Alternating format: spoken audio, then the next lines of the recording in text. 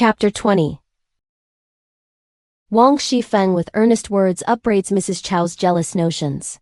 Lin Tai-yü uses specious language to make sport of Shih Hsiang-yün's querulous tone of voice. But to continue. Baoyu was in Tai-yu's apartments relating about the rat elves, when Bao-Chiau entered unannounced and began to jibe Baoyu with trenchant irony, how that on the 15th of the first moon, he had shown ignorance of the allusion to the green wax.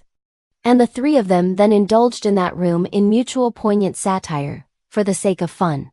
Bao's had been giving way to solicitude lest Tai-yü should, by being bent upon napping soon after her meal, be shortly getting an indigestion, or lest sleep should, at night, be completely dispelled, as neither of these things were conducive to the preservation of good health. When luckily Bao-Chiau walked in, and they chatted and laughed together. And when Lin Tai-yü at length lost all inclination to doze, he himself then felt composed in his mind. But suddenly they heard clamoring begin in his room, and after they had all lent an ear and listened, Lin Tai-yü was the first to smile and make a remark. "It's your nurse having a row with Shih Hsiang," she said. "Shih Hsiang treats her well enough, but that nurse of yours would also like to keep her well under her thumb. She's indeed an old dotard." And Baoyu was anxious to go over at once, but Bao-Chiau laid hold of him and kept him back, suggesting, "It's as well that you shouldn't wrangle with your nurse, for she's quite stupid from old age. And it's but fair, on the contrary, that you should bear with her a little." "I know all about that," Baoyu rejoined. But having concluded this remark, he walked into his room, where he discovered Nurse Li, leaning on her staff, standing in the center of the floor, abusing Shih Hsiang, saying, "You young wench! How utterly unmindful you are of your origin. It's I who've raised you up, and yet, when I came just now, you put on high airs a mighty side and remained reclining on the stove couch. You saw me well enough, but you paid not the least heed to me. Your whole heart is set upon acting like a wily enchantress to befool Baoyu. And you so impose upon Baoyu that he doesn't notice me, but merely lends an ear to what you people have to say. You're no more than a low girl bought for a few taels and brought in here. And will it ever do that you should be up to your mischievous tricks in this room? But whether you like it or not, I'll drag you out from this, and give you to some mean fellow, and we'll see whether you will still behave like a very imp and cajole people or not." Shih Hsiang was, at first, under the simple impression that the nurse was wrath for no other reason than because she remained lying down, and she felt constrained to explain that she was unwell, that she had just succeeded in perspiring, and that having had her head covered, she hadn't really perceived the old lady. But when she came subsequently to hear her mention that she imposed upon Baoyu, and also go so far as to add that she would be given to some mean fellow, she unavoidably experienced both a sense of shame and injury, and found it impossible to restrain herself from beginning to cry. Baoyu had, it is true, caught all that had been said, but unable with any propriety to take notice of it, he thought it his duty to explain matters for her. "She's ill," he observed, "and is taking medicines. And if you don't believe it," he went on, "well, then ask the rest of the servant girls." Nurse Li at these words flew into a more violent dudgeon. "Your sole delight is to screen that lot of sly foxes," she remarked, "and do you pay any notice to me?" "No, none at all. And whom would you like me to go and ask?" "Who's it that doesn't back you? And who hasn't been dismounted from her horse by Shih Hsiang? I know all about it. But I'll go with you and explain all these matters to our old mistress and my lady. For I've nursed you till I've brought you to this age, and now that you don't feed on milk, you thrust me on one side, and avail yourself of the servant girls, in your wish to browbeat me." As she uttered this remark, she too gave way to tears, but by this time Tai-yü and Bao-Chiau had also come over, and they set to work to reassure her. "You, old lady," they urged, "should bear with them a little, and everything will be right." And when Nurse Li saw these two arrive, she hastened to lay bare her grievances to them. And taking up the question of the dismissal in days gone by, of Shih Hsiang for having drunk some tea, of the cream eaten on the previous day, and other similar matters, she spun a long, interminable yarn. By a strange coincidence, Lady Feng was at this moment in the upper rooms, where she had been making up the account of losses and winnings, and upon hearing at the back a continuous sound of shouting and bustling, She readily concluded that Nurse Li's old complaint was breaking forth, and that she was finding fault with Baoyu's servants. But she had, as luck would have it, lost money in gambling on this occasion, so that she was ready to visit her resentment upon others. With hurried step, she forthwith came over, and laying hold of Nurse Li. "Nurse," she said smiling, "don't lose your temper, on a great festival like this, and after our venerable lady has just gone through a day in excellent spirits. You're an old dame, and should, when others get up a row, still do what is right and keep them in proper order. And aren't you, instead of that, aware what good manners imply? That you will start vociferating in this place, and make our dowager lady full of displeasure? Tell me who's not good, and I'll beat her for you. But be quick and come along with me over to my quarters, where a pheasant which they have roasted is scalding hot, and let us go and have a glass of wine." And as she spoke, she dragged her along and went on her way. "Feng she also called, hold the staff for your old lady Li, and the handkerchief to wipe her tears with." While Nurse Li walked along with Lady Feng, her feet scarcely touched the ground, as she kept on saying, "I don't really attach any value to this decrepit existence of mine. And I had rather disregard good manners, have a row and lose face, as it's better, it seems to me, than to put up with the temper of that wench." Behind followed Bao-Chiau and Daiyu, and at the sight of the way in which Lady Feng dealt with her, they both clapped their hands and exclaimed, laughing, "What piece of luck that this gust of wind has come and dragged away this old matron." While Baoyu nodded his head to and fro and soliloquized with a sigh, "One can neither know whence originates this score, for she will choose the weak one to maltreat.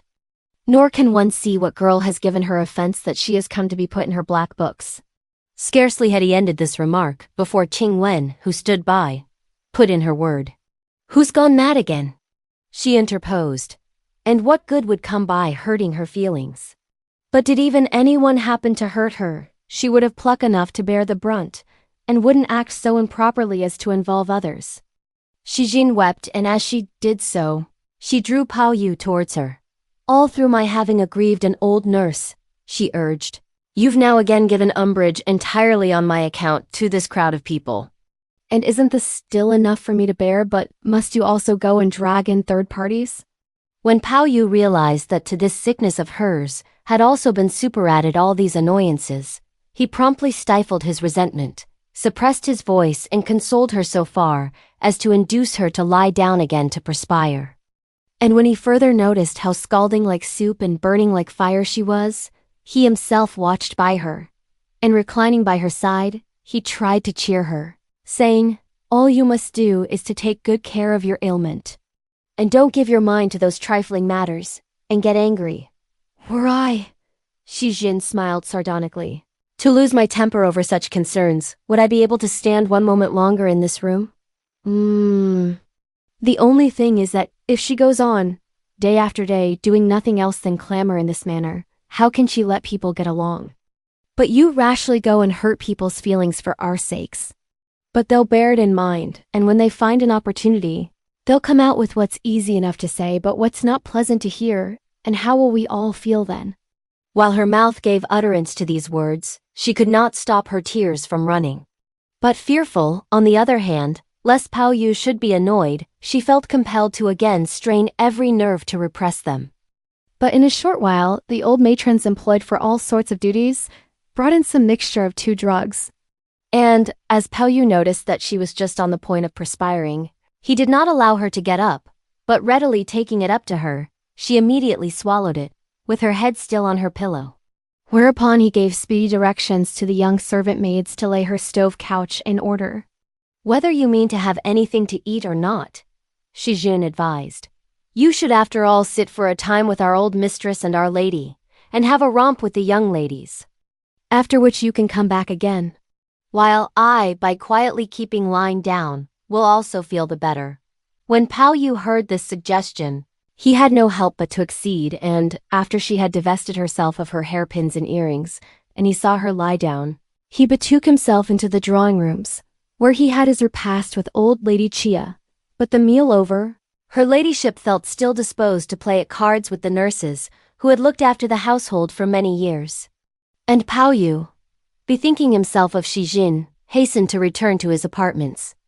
Where seeing that Shih Hsiang was drowsily falling asleep, he himself would have wished to go to bed, but the hour was yet early. And as about this time Qing Wen, I Xie, Si Haiyan Wen, Pai Hen had all, in their desire of getting some excitement, started in search of Yuan Yang Hu Po and their companions, to have a romp with them. And he espied Qi Yu alone in the outer room, having a game of dominoes by lamplight. Baoyu inquired full of smiles. How is it you don't go with them? I've no money, Qi Yu replied. Under the bed, continued Baoyu, is heaped up all that money, and isn't it enough yet for you to lose from? Had we all gone to play, Qi Yu added, to whom would the charge of this apartment have been handed over? That other one is sick again, and the whole room is above, one mass of lamps, and below, full of fire.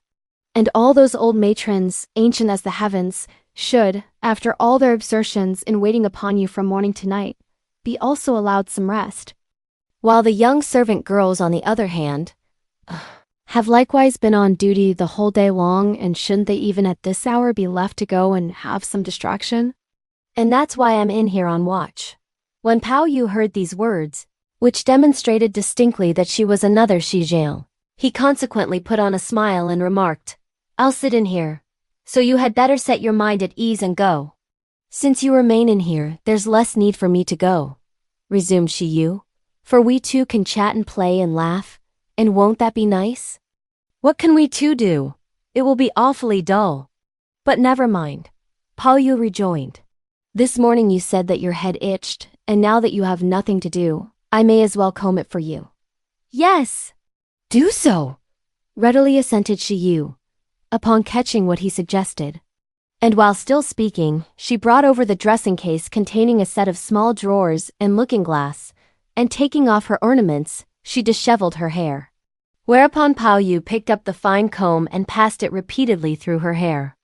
But he had only combed it 3 or 5 times when he perceived Qing Wen hurriedly walk in to fetch some money. As soon as she caught sight of them both, "You haven't as yet drunk from the marriage cup," she said with a smile full of irony. "And have you already put up your hair? Now that you've come, let me also comb yours for you," Baoyu continued. "I'm not blessed with such excessive good fortune," Qing Wen retorted, and as she uttered these words, she took the money, and forthwith dashing the portiere after her, she quitted the room. Baoyu stood at the back of Qi Yu, and Qi Yu sat opposite the glass, so that the two of them faced each other in it. And Baoyu readily observed as he gazed in the glass, "In the whole number of rooms she's the only one who has a glib tongue." Qi Yu at these words hastily waved her hand towards the inside of the glass, and Baoyu understood the hint. And suddenly a sound of "Who" was heard from the portiere, and Qing Wen ran in once again. "How have I got a glib tongue?" she inquired. "It would be well for us to explain ourselves." "Go after your business and have done," Qi Yu interposed laughingly. "What's the use of your coming and asking questions of people? Will you also screen him?" Qing Wen smiled significantly. "I know all about your secret doings, but wait until I've got back my capital, and we'll then talk matters over." With this remark still on her lips, she straightway quitted the room, and during this while, Baoyu, having finished combing her hair, asked Qi Yu to quietly wait upon him while he went to sleep, as he would not like to disturb Shih Hsiang. Of the whole night there is nothing to record. But the next day, when he got up at early dawn, Shih Hsiang had already perspired during the night, so that she felt considerably lighter and better. But limiting her diet to a little rice soup, she remained quiet and nursed herself, and Baoyu was so relieved in mind that he came, after his meal, over on this side to his Aunt Shu's on a saunter. The season was the course of the first moon, and the school was shut up for the New Year holidays. While in the inner chambers the girls had put by their needlework, and were all having a time of leisure, and hence it was that when Chia Huan too came over in search of distraction, he discovered Bao-Chiau, Xiangling, Ying the 3 of them, in the act of recreating themselves by playing at chess. Chia Huan, at the sight of them, also wished to join in their games. And Bao-Chiau, who had always looked upon him with, in fact, the same eye as she did Baoyu, and with no different sentiment of any kind, pressed him to come up, upon hearing that he was on this occasion desirous to play. And when he had seated himself together with them, they began to gamble, staking each time a pile of 10 cash. The first time he was the winner, and he felt supremely elated at heart. But as it happened that he subsequently lost in several consecutive games, he soon became a prey to considerable distress. But in due course came the game in which it was his turn to cast the dice, and, if in throwing, he got 7 spots, he stood to win. But he was likewise bound to be a winner were he to turn up 6. And when Ying had turned up 3 spots and lost, he consequently took up the dice, and dashing them with spite, one of them settled at 5. And as the other reeled wildly about, Ying clapped her hands and kept on shouting, 1 spot.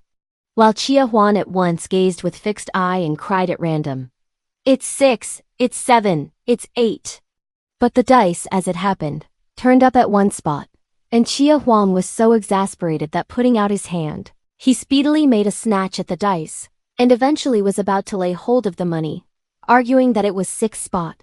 But Ying expostulated. "It was distinctly an ace," she said. And as Bao-Chiau noticed how distressed Chia Huan was, she forthwith cast a glance at Ying and observed, "The older you get, the less manners you have. Is it likely that gentlemen will cheat you? And don't you yet put down the money?" Ying felt her whole heart much aggrieved, but as she heard Bao-Chiau make these remarks, she did not presume to utter a sound, and as she was under the necessity of laying down the cash, she muttered to herself, "This one calls himself a gentleman, and yet cheats us of these few cash, for which I myself even have no eye. The other day when I played with Mr. Baoyu he lost ever so many, and yet he did not distress himself. And what remained of the cash were besides snatched away by a few servant girls, but all he did was to smile, that's all." Bao-Chiau did not allow her time to complete what she had to say, but there and then called her to account and made her desist. Whereupon Chia Huan exclaimed, "How can I compare with Baoyu? You all fear him, and keep on good terms with him, while you all look down upon me for not being the child of my lady." And as he uttered these words, he at once gave way to tears. "My dear cousin," Bao-Chiau hastened to advise him, "leave off at once language of this kind, for people will laugh at you." And then went on to scold Ying when Baoyu just happened to come in. Perceiving him in this plight, "What is the matter?" he asked, but Chia Huan had not the courage to say anything. Bao-Chiau was well aware of the custom, which prevailed in their family, that younger brothers lived in respect of the elder brothers, but she was not however cognizant of the fact that Baoyu would not that anyone should entertain any fear of him. His idea being that elder as well as younger brothers had, all alike, father and mother to admonish them, and that there was no need for any of that officiousness, which, instead of doing good gave, on the contrary, rise to estrangement. "Besides," he reasoned, "I'm the offspring of the primary wife, while he's the son of the secondary wife, and if by treating him as leniently as I have done, there are still those to talk about me behind my back, how could I exercise any control over him?" But besides these, there were other still more foolish notions, which he fostered in his mind. But what foolish notions they were can you, reader, guess? As a result of his growing up from his early youth among a crowd of girls, of whom, in the way of sister, there was Yuan Chun, of cousins, from his paternal uncle's side, there were Ying Chun and Shi Chun, and of relatives also there were Shih Hsiang-yün, Lin Tai-yü, Shu Paisha, and the rest. He, in due course, resolved in his mind that the divine and unsullied virtue of heaven and earth was only implanted in womankind, and that men were no more than feculent dregs and foul dirt. And for this reason it was that men were without discrimination, considered by him as so many filthy objects, which might or might not exist. While the relationships of father, paternal uncles, and brothers, he did not however presume to disregard, as these were among the injunctions bequeathed by the holy man, and he felt bound to listen to a few of their precepts. But to the above causes must be assigned the fact that, among his brothers, he did no more than accomplish the general purport of the principle of human affections, bearing in mind no thought whatever that he himself was a human being of the male sex, and that it was his duty to be an example to his younger brothers. And this is why Chia Huan and the others entertained no respect for him, Though in their veneration for Dowager Lady Chia, they yielded to him to a certain degree. Bao-Chiau harbored fears lest, on this occasion, Hao should call him to book, and put him out of face, and she there and then lost no time in taking Chia Huan's part with a view to screening him. "In this felicitous first moon, what are you blubbering for?" Baoyu inquired. "If this place isn't nice, why then go somewhere else to play? But from reading books, day after day, you've studied so much that you've become quite a dunce. If this thing, for instance, isn't good, that must of course be good. So then discard this and take up that. But is it likely that by sticking to this thing and crying for a while that it will become good? You came originally with the idea of reaping some fun, and you've instead provoked yourself to displeasure. And isn't it better then that you should be off at once?" Chia Huan, upon hearing these words, could not but come back to his quarters. And Mrs. Chao, noticing the frame of mind in which he was, felt constrained to inquire, "Where is it that you've been looked down upon by being made to fill up a hole and being trodden underfoot?" "I was playing with cousin Bao-Chiau," Chia Huan readily replied, "when Ying insulted me and deprived me of my money, and brother Baoyu drove me away." "Su-I!" exclaimed Mrs. Chao. "Who bade you presume so high as to get up into that lofty tray? You low and barefaced thing. What place is there that you can't go to and play? And who told you to run over there and bring upon yourself all this shame?" As she spoke, Lady Feng was, by a strange coincidence, passing outside under the window, so that every word reached her ear, and she speedily asked from outside the window, "What are you up to in this happy first moon? These brothers are really but mere children, and will you just for a slight mistake go on preaching to him? What's the use of coming out with all you've said? Let him go wherever he pleases, for there are still Our Lady and Mr. Chia Chang to keep him in order. But you go and sputter him with your gigantic mouth. He's at present a master, and if there be anything wrong about him, there are, after all, those to rate him. And what business is that of yours? Brother Huan, come out with you, and follow me, and let us go and enjoy ourselves." Chia Huan had ever been in greater fear and trembling of Lady Feng than of Madame Wang, so that when her summons reached his ear, he hurriedly went out, while Mrs. Chao, on the other hand, did not venture to breathe a single word. "You too," resumed Lady Feng, addressing Chia Huan, "are a thing devoid of all natural spirit. I've often told you that if you want to eat, drink, play, or laugh, you are quite free to go and play with whatever female cousin, male cousin, or sister-in-law you choose to disport yourself with. But you won't listen to my words. On the contrary, you let all these persons teach you to be depraved in your heart, perverse in your mind, to be sly, artful, and domineering. And you've, besides, no respect for your own self, but will go with that low-bred lot. And your perverse purpose is to begrudge people's preferences. But what you've lost are simply a few cash.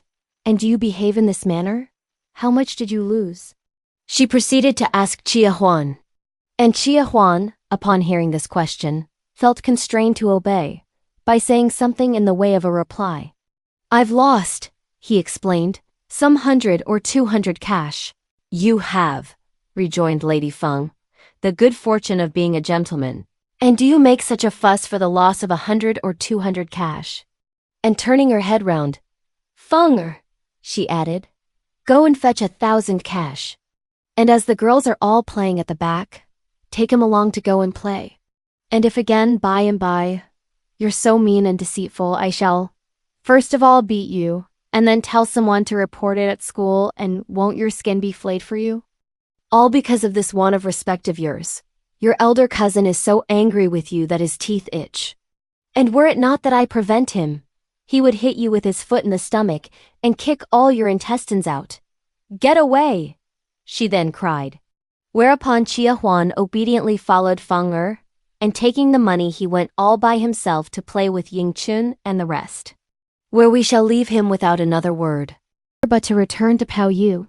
He was just amusing himself and laughing with Bao-Chiau, when at an unexpected moment, he heard someone announce that Miss Shi had come. At these words Baoyu rose, and was at once going off when "Wait," shouted Bao-Chiau with a smile, "and we'll go over together and see her." Saying this, she descended from the stove couch, and came in company with Baoyu to Dowager Lady Chia's on this side, where they saw Shih Hsiang-yün laughing aloud and talking immoderately. And upon catching sight of them both, she promptly inquired after their healths and exchanged salutations.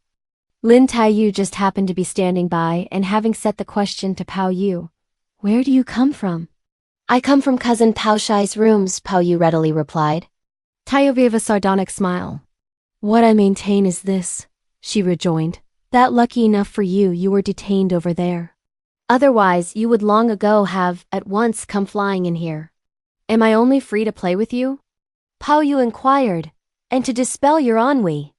"I simply went over to her place for a run, and that quite casually, and will you insinuate all these things?" "Your words are quite devoid of sense," Tai-yü added. "Whether you go or not, what's that to me? Neither did I tell you to give me any distraction. You're quite at liberty from this time forth not to pay any notice to me." Saying this, she flew into a high dudgeon and rushed back into her room. But Baoyu promptly followed in her footsteps. "Here you are, again in a huff," he urged, "and all for no reason. Had I even passed any remark that I shouldn't, you should anyhow have still sat in there and chatted and laughed with the others for a while. Instead of that, you come again to sit and mope all alone. Are you my keeper?" Tai-yü expostulated. "I couldn't, of course," Baoyu smiled, "presume to exercise any influence over you. But the only thing is that you are doing your own health harm." "If I do ruin my health," Tai-yü rejoined, "and I die, it's my own lookout. What's that to do with you?" "What's the good," protested Baoyu, "of talking in this happy first moon of dying and of living?" "I will say die," insisted Tai-yü. "Die now, at this very moment." "But you're afraid of death. And you may live a long life of 100 years. But what good will that be? If all we do is to go on nagging in this way," Baoyu remarked smiling, "will I any more be afraid to die? On the contrary, it would be better to die, and be free." "Quite so," continued Tai-yü with alacrity. "If we go on nagging in this way, it would be better for me to die, and that you should be free of me." "I speak of my own self-dying," Baoyu added, "so don't misunderstand my words and accuse people wrongly." While he was as yet speaking, Bao-Chiau entered the room. "Cousin Shi is waiting for you," she said, and with these words, she hastily pushed Baoyu on, and they walked away. Tai-yü, meanwhile, became more and more a prey to resentment, and disconsolate as she felt, she shed tears in front of the window. But not time enough had transpired to allow 2 cups of tea to be drunk, before Baoyu came back again. At the sight of him, Tai-yü sobbed still more fervently and incessantly, and Baoyu, realizing the state she was in, and knowing well enough how arduous a task it would be to bring her round, began to join together 100, yea, 1,000 kinds of soft phrases and tender words to console her. But at an unforeseen moment, and before he could himself open his mouth, he heard Tai-yü anticipate him. "What have you come back again for?" she asked. "Let me die or live as I please and have done." "You've really got at present someone to play with you. One who, compared with me, is able to read and able to compose. Able to write, to speak, as well as to joke. One, too, who for fear lest you should have ruffled your temper dragged you away. And what do you return here for now?" Baoyu, after listening to all she had to say, hastened to come up to her. "Is it likely," he observed in a low tone of voice, "that an intelligent person like you isn't so much as aware that near relatives can't be separated by a distant relative, and a remote friend set aside an old friend?" "I'm stupid. There's no gainsaying, but I do anyhow understand what these 2 sentiments imply. You and I are, in the first place, cousins on my father's sister's side, while Sister Bao-Chiau and I are 2 cousins on mother's sides, so that, according to the degrees of relationship, she's more distant than yourself.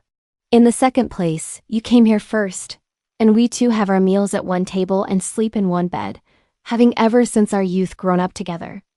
While she has only recently come, and how could I ever distance you on her account?" "So Tai-yü exclaimed. "Will I forsooth ever make you distance her? Who and what kind of person have I become to do such a thing?" "What I said was prompted by my own motives." "I too," Baoyu urged, Made those remarks prompted by my own heart's motives. And do you mean to say that your heart can only read the feelings of your own heart and has no idea whatsoever of my own? Tai-yü at these words lowered her head and said not a word. But after a long interval, you only know, she continued, how to feel bitter against people for their action in censuring you. But you don't, after all, know that you yourself provoke people to such a degree that it's hard for them to put up with it. Take for instance the weather of today as an example. It's distinctly very cold today, and yet, how is it that you are so contrary as to go and divest yourself of the pelisse with the bluish breast fur overlapping the cloth? Why say I didn't wear it? Baoyu smilingly observed. I did, but seeing you get angry I felt suddenly in such a terrible blaze that I at once took it off. Tai-yü heaved a sigh. You'll by and by catch a cold, she remarked, and then you'll again have to starve and vociferate for something to eat. While these two were having this colloquy, Shih Hsiang-yün was seen to walk in.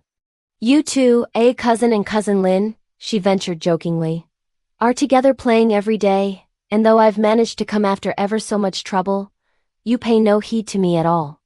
It's invariably the rule, Tai-yü retorted smilingly, that those who have a defect in their speech will insist upon talking.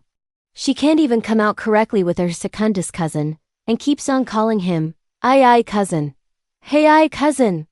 And by when you play Weishi, you're sure also to shout out Yao ai instead of san. 1, 2, 3. Baoyu laughed. If you imitate her, he interposed, and get into that habit, you'll also begin to bite your tongue when you talk. She won't make even the slightest allowance for anyone, Xiang-yün rejoined. Her sole idea being to pick out others' faults. You may readily be superior to any mortal being, but you shouldn't, after all, offend against what's right and make fun of every person you come across. But I'll point out someone, and if you venture to jeer her, I'll at once submit to you. Who is it? Tai-yü vehemently inquired. If you do have the courage, Xiang-yün answered, to pick out cousin Bao-Chiau's faults, you then may well be held to be first-rate. Tai-yü, after hearing these words, gave a sarcastic smile. I was wondering, she observed, who it was. Is it indeed she? How could I ever presume to pick out hers? Baoyu allowed her no time to finish, but hastened to say something to interrupt the conversation. I couldn't, of course, during the whole of this my lifetime. Xiang-yün laughed. Attain your standard. But my earnest wish is that by and by should be found for you, cousin Lin, a husband who bites his tongue when he speaks, so that you should every minute and second listen to Aios. Oh, dash me dash to dash foo, won't then your reward be manifest to my eyes? As she made this remark, they all burst out laughing heartily, and Xiang-yün speedily turned herself round and ran away. But reader, do you want to know the sequel? Well, then listen to the explanation given in the next chapter. Thanks for watching. Please like the video and subscribe to the channel for more excellent content.